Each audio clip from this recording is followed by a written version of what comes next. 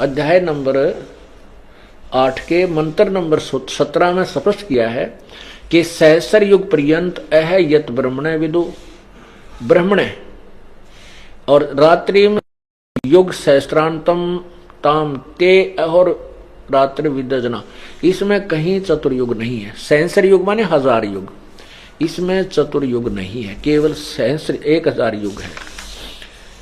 इन्होंने ब्राह्मण का अर्थ ब्रह्मा कर दिया, नहीं। ब्रह्मण होता है बड़ा भगवान, जैसे ब्रह्म से नेक्स्ट जो भगवान है, ब्रह्म से जो बड़ा है, इसके दो, क्योंकि कुछ ऐसे शब्द होते हैं जो उसके सेंटेंस से ही समझ में आते हैं। तो यहाँ जो सेंटेंस बनता है कि जो ब्रह्म से नेक्स्ट जो परमात्मा बड़ा भगवान है वो ब्रह्म है, उसका एक दिन, क्योंकि पूर्ण ब्रह्म का तो दिन रात का मतलब है नहीं, उसके वहां तो कोई दिन रात है ही नहीं, उसकी तो आयु से संबंध ही नहीं है। आयु जहां तक चल रही है, जिसका समय निर्धारित है, वो ब्रह्म और परब्रह्म तक ही, और नीचे के देवताओं का ही है और हम मनुष्यों का। तो इससे ये निष्कर्ष निकल, ये ऐसे सुलझते हैं ये अर्थ। तो ये परब्रह्म का एक दिन 1000 युग का है, नोट चतुर्युग।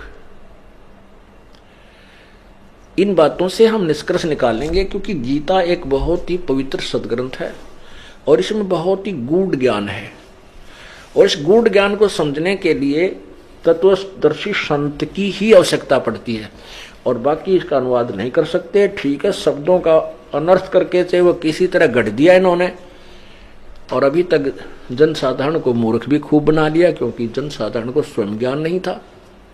अब टीचर गलत पढ़ाता है तो विद्यार्थी क्या समझे, 1, 2, 20, 100, 1000, लाख टीचर ही गलत पढ़ा रहे हैं किसी अध्याय को,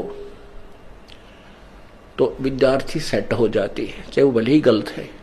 अब जो तत्व, जो सही टीचर आता है, फिर उसको ठीक कराता है, फिर उनके सामने प्रत्यक्ष करता है, तो वो उसको ठीक समझ लेते हैं।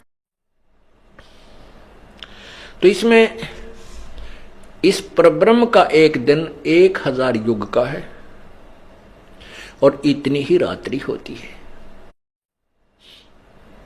और कहते हैं जो इस प्रकार उस सब ज्ञान को समझता है, दिन रात को जानता है, वो सही ज्ञान का, यानी ज्ञान के जानने वाला है, इस काल के विषय में परिचित है। इसका अर्थ ये है।